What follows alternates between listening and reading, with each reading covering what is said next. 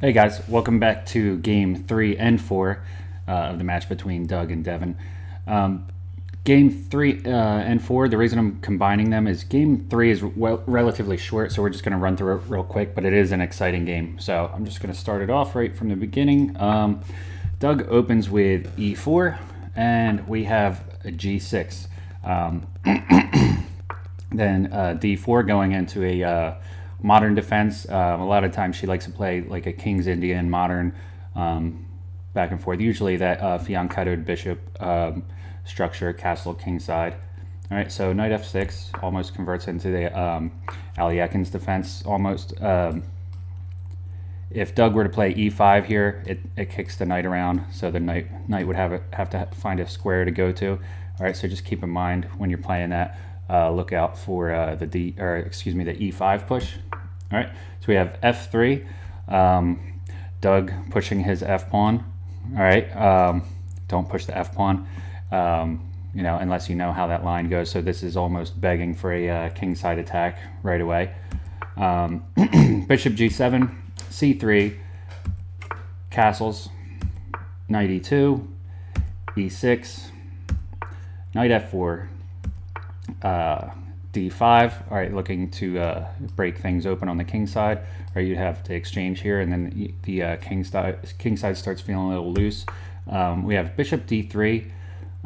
Here, a better move might have been like e5, trying to close this structure here. Comes with a tempo on the knight, kind of gets rid of bishop's influence on this diagonal. All right, so e5 here might have been a little bit better.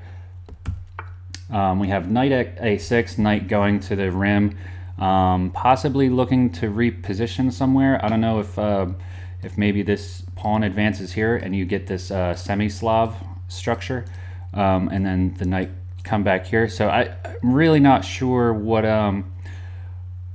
she was going for here with the knight a6, unless hoping for captures and get a rook on an open file.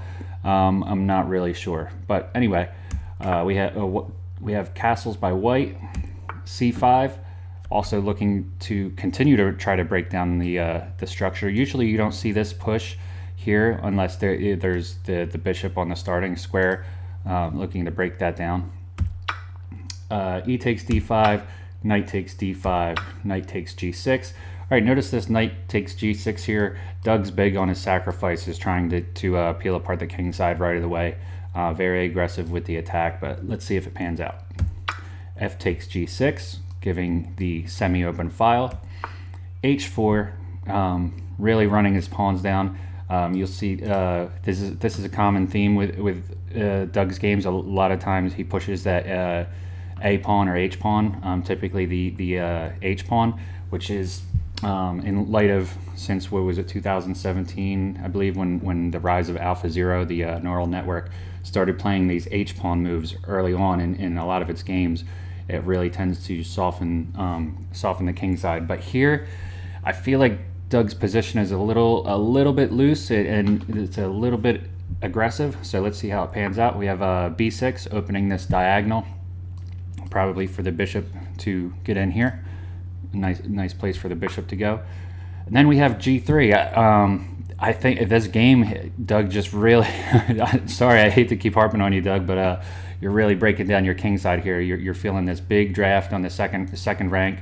Then we have bishop d7. This was kind of unnatural right here. You would have thought to develop to b7 and get this long diagonal. So I don't know what the idea was here.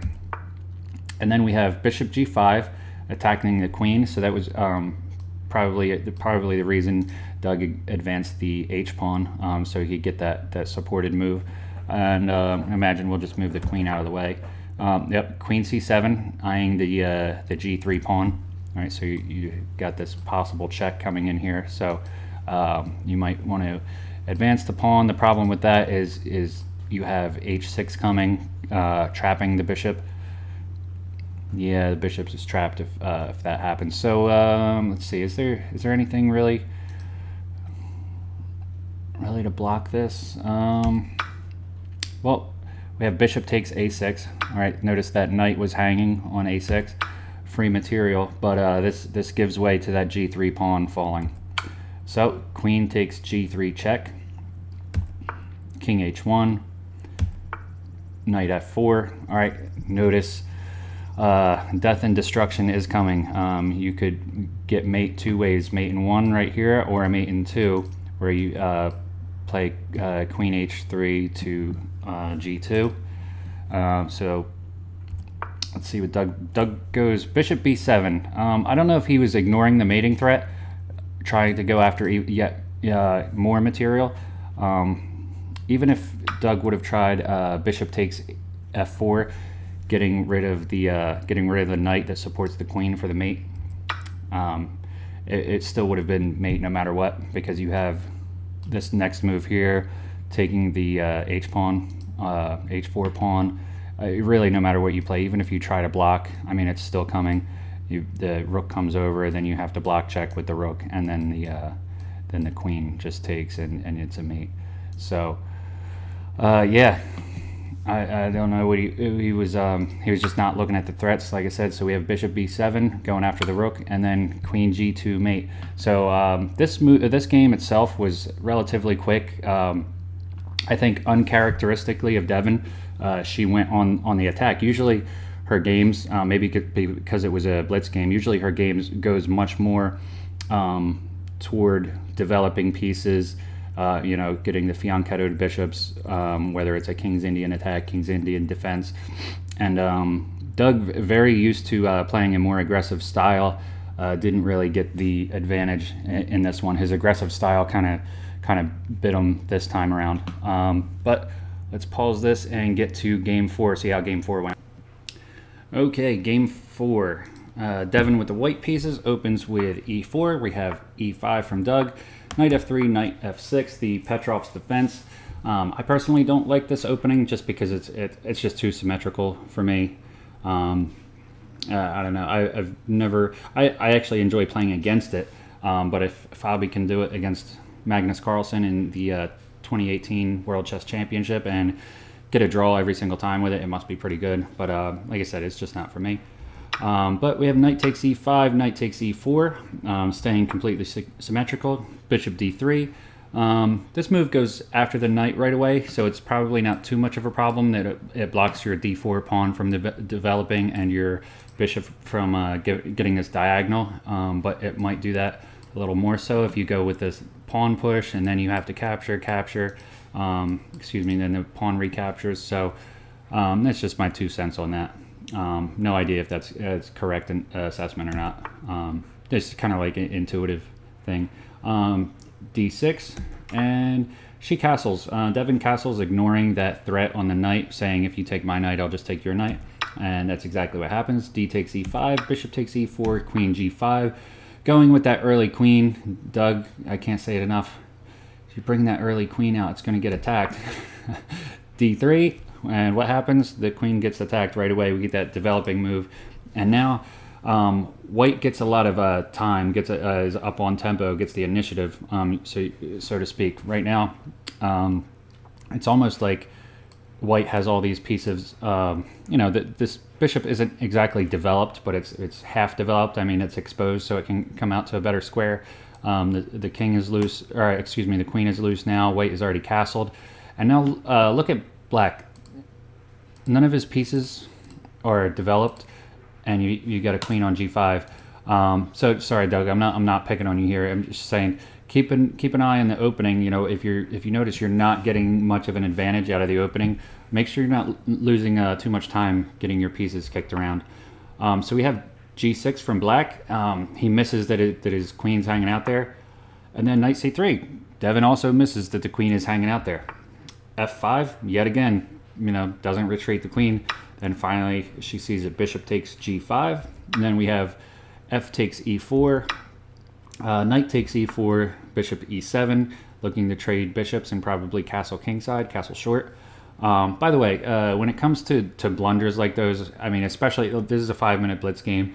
Everybody's prone to blunders. It happens all the time. It's just as your rating goes up, you notice you just blunder less. Instead of blundering a piece every game, you start blundering pieces every other game. Then it's every 5th game, every 10th game, and then maybe every 100th game that you know, we all blunder and make less than accurate moves. I'm talking about like completely hanging pieces like that. But you'll notice the more you play, that just happens less and less. C3, H6, bishop takes E7, king takes E7, D4, knight C6, queen G4, and Devon politely gives the queen back. Bishop takes G4, G3, H5, rook AE1, and then H4. Notice Doug advancing the pawn yet again. He loves to advance that H pawn, break down the kingside structure. Really great idea. We've seen the rise of this with AlphaZero, and whether it was it 2017, 2016 when AlphaZero came on the rise from a deep mine, somewhere around there. But that's a principled move from the neural network machine learning AI AlphaZero. Push that H pawn. So here we have knight c5, probably going after that weak b7 pawn. H3, continuing to attack the kingside position, probably looking to infiltrate with the bishop, here, then here to g2, so the king can't retreat, can't go anywhere without having to move, advance the f pawn. Knight takes b7, rook h5, looking to move deeper into the position, but yet also supporting the pawn on e5. Have d5, kicking the knight out. The knight doesn't really have a whole lot of options here. All right, the knight could go here looking for a trade. Knight could go to b8, but then it blocks its own rook from coming into the game. Can't really go to knight a5 because you have the knight there, and then you have either of these options, either b4, d4. Both fall to the pawn. So really quick assessment here, noticing that the knight has nowhere to go except for d8. So good move on Doug's part, retreating the knight to the best square. Recaptures with the rook. Rook takes d8, c4, bishop f3, looking to infiltrate even more. Then we have rook e3, going after the bishop, and the bishop retreats instead of going safely to g2, which I think would have been a slight improvement there. Rook fe1, very principled move. Stack your rooks on the open file, or semi-open file, but the pawn's about to fall. Doug protects the piece perfectly, all right, because then if Devon captures rook takes e5, we also see rook takes e5, and then if we have another rook trade, the king will recapture, and the king will be in the center of the board with a good position. So supporting the piece perfectly. b3. Continuing to structure that pawn chain. Rook e8. All right, now, so this is an indirect way of doubling rooks, kind of. They're both supporting that pawn, so that pawn's got triple protection right now. f3, freeing the king and also kicking the bishop at the same time. And then we have bishop f5. This was a little bit of an inaccuracy here. I think better would have been d7. D7 gives the bishop a better retreat and prevents the next move. Devon plays g4. All right, this pawn push forks both of these pieces.